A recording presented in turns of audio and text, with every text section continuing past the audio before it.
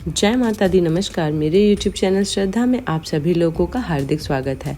उम्मीद करती हूँ कि आप सभी सुखी और स्वस्थ होंगे, माता रानी की भक्ति में व्यस्त होंगे। आइए जानते हैं आज इस वीडियो के माध्यम से माँ दुर्गा सप्तशती के दूसरे अध्याय के बारे में, जिसमें देवताओं के तेज से देवी के प्रादुर्भाव और महिषासुर की सेना का वध के बारे में बताया गया है। महर्षि मेधा बोले, प्राचीन काल में देवताओं और असुरों से पूरा 100 वर्ष तक घोर युद्ध हुआ था और देवराज इंद्र देवताओं के नायक थे। इस युद्ध में देवताओं की सेना परास्त हो गई थी और इस प्रकार संपूर्ण देवताओं को जीत महिषासुर इंद्र बन बैठा था। युद्ध के पश्चात हारे हुए देवता प्रजापति श्री ब्रह्मा को साथ लेकर उस स्थान पर पहुंचे जहां पर कि भगवान शंकर विराजमान थे। देवताओं ने अपनी हार का सारा वृत्तांत भगवान श्री हरि विष्णु और शंकर जी से कह सुनाया। वह कहने लगे, हे प्रभु, महिषासुर सूर्य, चंद्रमा, इंद्र, अग्नि, वायु, यम, वरुण तथा अन्य देवताओं के सब अधिकार छीनकर सबका अधिष्ठता स्वयं बन बैठा है। उसने समस्त देवताओं को स्वर्ग से निकाल दिया है। वह मनुष्यों की तरह पृथ्वी पर विचर रहे हैं। दैत्यों की सारी करतूतें हमने आपको सुना दी है और आपकी शरण में इसलिए आए हैं कि आप उनके वध का कोई उपाय सोचें। देवताओं की बातें सुनकर भगवान श्री विष्णु और शंकर जी को दैत्यों पर बड़ा गुस्सा आया। उनकी भौहें तन गई और आंखें लाल हो गई। गुस्से में भरे हुए भगवान विष्णु के मुख से बड़ा भारी तेज निकला और उसी प्रकार का तेज भगवान शिव, ब्रह्मा और इंद्र आदि दूसरे देवताओं के मुख से प्रकट हुआ। फिर वह सारा तेज एक में मिल गया और तेज का पुंज वह ऐसे दिखता था जैसे कि जाज्वल्यमान पर्वत हो।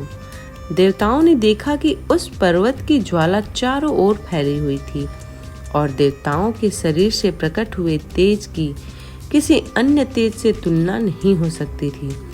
एक स्थान पर इकट्ठा होने पर वह तेज एक देवी के रूप में परिवर्तित हो गया और अपने प्रकाश से तीनों लोकों में व्याप्त जान पड़ा। वह भगवान शंकर का तेज था। उससे देवी का मुख प्रकट हुआ। यमराज के तेज से उनके शरीर के बाल बने। भगवान श्री विष्णु के तेज से उनकी भुजाएं बनी। चंद्रमा के तेज से दोनों स्तन और इंद्र के तेज से जंघा तथा पिंडली बनी और पृथ्वी के तेज से नितंब भाग बना। ब्रह्मा के तेज से दोनों चरण और सूर्य के तेज से उनकी उंगलियां पैदा हुईं। वसुओं के तेज से हाथों की उंगलियां एवं कुबेरों के तेज से नासिका बनी।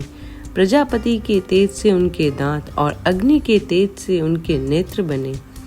संध्या के तेज से उनकी भौहें और वायु के तेज से उनके कान प्रकट हुए थे। इस प्रकार उस देवी का प्रादुर्भाव हुआ था। महिषासुर से पराजित देवता उस देवी को देखकर अत्यंत प्रसन्न हुए।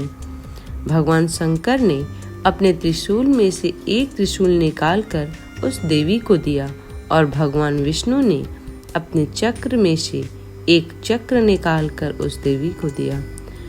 वरुण ने अपने चक्र में से एक चक्र निकालकर उन देवी को दिया। वरुण ने देवी को शंख भेंट किया। अग्नि ने इसी शक्ति की दी। वायु ने धनुष और बाण दिए। सहस्त्र नेत्रों वाले श्री देवराज इंद्र ने उन्हें अपने वज्र से उत्पन्न करके वज्र दिया और ऐरावत हाथी का एक घंटा उतारकर देवी को भेंट किया। यमराज ने उन्हें काल दंड में से एक दंड दिया। वरुण ने उनसे पासा दिया। प्रजापति ने उस देवी को स्फटिक की माला दी और ब्रह्मा जी ने उन्हें कमंडल दिया। सूर्य ने देवी के समस्त रोमों में अपनी किरणों का तेज भर दिया। काल ने उनकी चमकती हुई ढाल और तलवार दी। उज्जवल हार और दिव्य वस्त्रों उन्हें भेंट किए और इनके साथ ही उन्हें दिव्य चूड़ामणि दी। 2 कुंडल, कंकण, उज्जवल अर्धचंद्र, बाहों के लिए बाजूबंद, चरणों के लिए नुपुर, गले के लिए सुंदर हंसली और उंगलियों के लिए रत्नों की बनी अंगूठियां उन्हें दी। विश्वकर्मा ने उनके फरसा दिया और उसके साथ ही कई प्रकार के अस्त्र और अभेद कवच दिए गए और इसके अतिरिक्त उसने कभी न कुम्हलाने वाले सुंदर कमलों की मालाएं भेंट की। समुद्र ने सुंदर कमल का फूल भेंट किया। हिमालय ने सवारी के लिए सिंह और तरह के रत्न देवी को भेंट किए।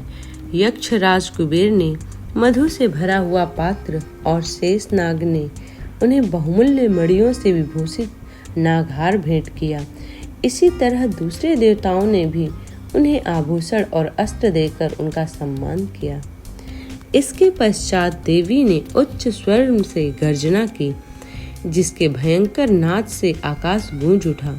देवी का वह उच्च स्वर से किया हुआ सिंहनाद समा न सका। आकाश उनके सामने छोटा प्रतीत होने लगा। उससे बड़े जोर की प्रतिध्वनि हुई, जिससे समस्त विश्व में हलचल मच गई और समुद्र कांप उठे। पृथ्वी डोलने लगी और सब के सब पर्वत हिलने लगे। देवताओं ने उस समय प्रसन्न हो सिंहवाहिनी जगतमयी देवी से कहा, देवी तुम्हारी जय हो। इसके साथ महर्षियों ने भक्ति भाव से विनम्र होकर उनकी स्तुति की। संपूर्ण त्रिलोकी को शोक मग्न देखकर दैत्यगण अपनी सेनाओं को साथ लेकर और हथियार आदि सजाकर उठ खड़े हुए। महिषासुर के क्रोध की कोई सीमा नहीं थी। उसने क्रोध में भरकर कहा, यह सब क्या उत्पात है। फिर वह अपनी सेना के साथ उस ओर दौड़ा जिस ओर से भयंकर नाद का शब्द सुनाई दिया था और आगे पहुंचकर उसने देवी को देखा, जो कि अपनी प्रभा से तीनों लोगों को प्रकाशित कर रही थी। उनके चरणों के भार से पृथ्वी दबी जा रही थी। माथे के मुकुट में आकाश में एक रेखा सी बनी रही थी और उनके धनुष की टंकार से सब लोग क्षुब्ध हो रहे थे। देवी अपनी सहस्त्रों भुजाओं को संपूर्ण दिशाओं में फैलाए खड़ी थी। इसके पश्चात उनका दैत्यों के साथ युद्ध छिड़ गया और कई प्रकार के अस्त्र शस्त्रों से सब की सब दिशाएं उद्भासित होने लग गईं। महिषासुर की सेना का सेनापति चिछुर नामक एक महान असुर था। वह आगे बढ़कर देवी के साथ युद्ध करने लगा और दूसरे दैत्यों की चतुरंगिणी सेना के साथ लेकर चामर भी लड़ने लगा और 60,000 महारथियों को साथ लेकर उदग्र नामक महादैत्य आकर युद्ध करने लगा और महाहनु नामक असुर 1 करोड़ रथियों को लेकर, असीलोमा नामक असुर 5 करोड़ सैनिकों के साथ लेकर युद्ध करने लगा। वास्कल नामक असुर 60 लाख असुरों के साथ युद्ध में आ डटा। विडाल नामक असुर 1 करोड़ रथियों सहित लड़ने को तैयार था। इन सब के अतिरिक्त और भी हजारों असुर हाथी और घोड़ों के साथ लेकर लड़ने के लिए तैयार थे। सबके पश्चात महिषासुर करोड़ों रथों और हाथियों घोड़ों सहित वहां आकर देवी के साथ लड़ने लगा। सभी असुर तोमर, भिंदीपाल, शक्ति, मूसल, खंडगों, फरसों, पट्टियों के साथ रणभूमि में देवी के साथ युद्ध करने लगे। कई शक्तियां फेंकने लगे और कई अन्य शस्त्र आदि फेंकने लगे। इसके पश्चात सबके सब दैत्य अपनी अपनी तलवारें हाथों में लेकर देवी की ओर दौड़े और उन्हें मार डालने का उपयोग करने लगे। मगर देवी ने क्रोध में भरकर खेल ही खेल में उनके सब अस्त्रों शस्त्रों को काट दिया। इसके पश्चात ऋषियों और देवताओं ने देवी की स्तुति आरंभ कर दी और वह प्रसन्न होकर असुरों के शरीर पर अस्त्र शस्त्रों की वर्षा करती रही। देवी का वाहन भी क्रोध में भरकर दैत्य सेना में इस प्रकार विचरने लगा जैसे कि वन में दावन फैल रहा हो। युद्ध करती हुई देवी ने क्रोध में भर जितने विश्वासों को छोड़ा, वह तुरंत ही सैकड़ों हजार गढ़ों के रूप में परिवर्तित हो गए। फरसे, भिंदीपाल, खड्ग तथा पट्टिस इत्यादि अस्त्रों के साथ दैत्यों से युद्ध करने लगे।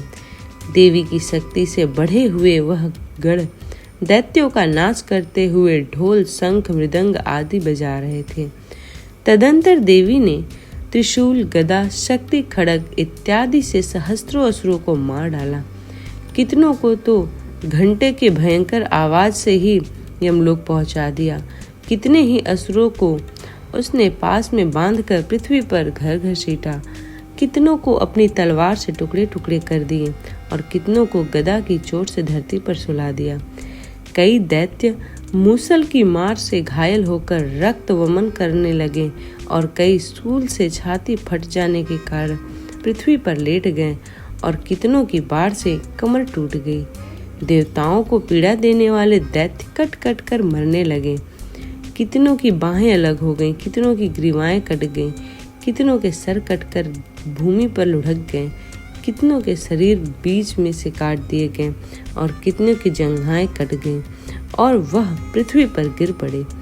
कितने ही सिरों व पैरों के कटने पर भूमि पर से उठ खड़े हुए और शस्त्र हाथ में लेकर देवी से लड़ने लगे और कई दैत्यगण भूमि में बाजों की ध्वनि के साथ नाच रहे थे। कई असुर जिनके सिर कट चुके थे बिना सिर के धड़ से ही हाथ में शस्त्र लिए हुए लड़ रहे थे। दैत्य रह रहकर ठहरो ठहरो कहते हुए देवी को युद्ध के लिए ललकार रहे थे। जहाँ पर घोर संग्राम हुआ था वहाँ की भूमि रथ, हाथी, घोड़े और असुरों की लाशों से भर गई थी और असुर सेना के बीच में रक्तपात होने के कारण रुधिर की नदियां बह रही थीं और इस तरह देवी ने असुरों की विशाल सेना को क्षण भर में इस तरह से नष्ट कर डाला जैसे तृण काष्ठ के बड़े समूह को अग्नि नष्ट कर डालती है। और देवी का सिंह भी गर्दन के बालों को हिलाता हुआ और बड़ा शब्द करता हुआ असुरों के शरीर में मानो उनके प्राणों को ढूंढ रहा था। वहां देवी के गणों ने जब दैत्यों के साथ युद्ध किया तो देवताओं ने प्रसन्न होकर आकाश से उन पर पुष्प वर्षा की। इस प्रकार माँ दुर्गा सप्तशती अध्याय का यह दूसरा पाठ भी समाप्त होता है। उम्मीद करती हूँ कि आज की यह वीडियो आप लोगों को पसंद आई हो। वीडियो पसंद आई हो तो वीडियो को लाइक करें, चैनल को सब्सक्राइब करें। इसी प्रकार की वीडियोस को प्राप्त करने के लिए चैनल को सब्सक्राइब करना बिल्कुल भी ना भूलें। मिलते हैं अगले अध्याय में, तब तक के लिए जय माता दी।